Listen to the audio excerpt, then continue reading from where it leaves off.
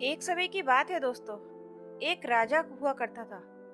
वो बहुत ऐशो आराम से रहा करता था। नौकर चाकर भी उसकी खूब सेवा करते थे। सेवा करवाने की उसको इतनी आदत पड़ गई थी कि वह एक गिलास पानी भी नहीं पीता था। हर छोटे छोटे काम के लिए वह दूसरों पर निर्भर रहता था। उसके सेवक और रानियां भी उसे कोई भी काम नहीं करने देती थी। वह सब मन लगाकर राजा की सेवा करते थे। सभी लोग राजा की सेवा करना अपना धर्म समझते थे और राजा को भी उनसे सेवा करवाने की आदत पड़ गई थी। राजा बस पड़ा पड़ा खाता रहता और ऑर्डर देता रहता था दूसरों को। धीरे धीरे समय बीतता गया और एक समय ऐसा आया कि राजा एक अजीब बीमारी से घिर गया। वह बीमारी थी कि उसे नींद आना कम हो गई और कम होते होते नींद आनी बिल्कुल ही बंद हो गई। रात होते ही सब सो जाते थे, सारी रानियां, सारे सेवक, और वह राजा पूरी रात जगा रहता था। बहुत सोने की कोशिश करता था पर वह नहीं सो पाता था। धीरे धीरे राजा नींद नहीं आने की वजह से छोटी मोटी बीमारियों से घिरता चला गया। गांव के नीम हकीम बुलाए गए, अच्छे अच्छे वैद्यों को दिखाया गया पर राजा पर कोई प्रभाव नहीं पड़ा। राजा बहुत परेशान रहने लगा। राजा की परेशानी देख सभी लोग भी काफी चिंतित रहने लगे।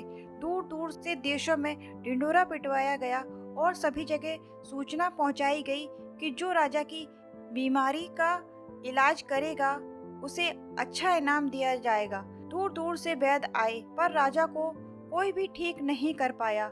राजा इतना एकांत में और तनाव में घिर गया कि राजा ने हर किसी से बात करना बंद कर दिया। और एक दिन राजा को लगा कि वह बहुत बड़ी बीमारी से घिर गया है और इस तनाव के चलते राजा जंगल की तरफ निकल गया। जब वह जंगल की तरफ जा रहा था तो जंगल के बीच जाकर उसने देखा कि एक मजदूर लकड़ियां काट रहा है। वह बहुत थका हुआ लग रहा है, वह परेशान भी बहुत था। वह मजदूर के पास पहुंचा और उसके पास जाकर बैठ गया।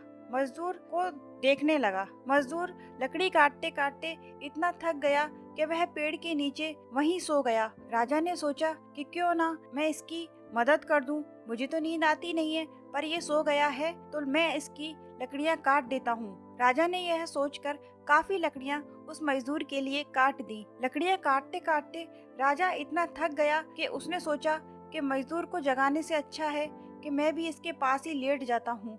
राजा भी उसके मजदूर के पास जाकर लेट गया।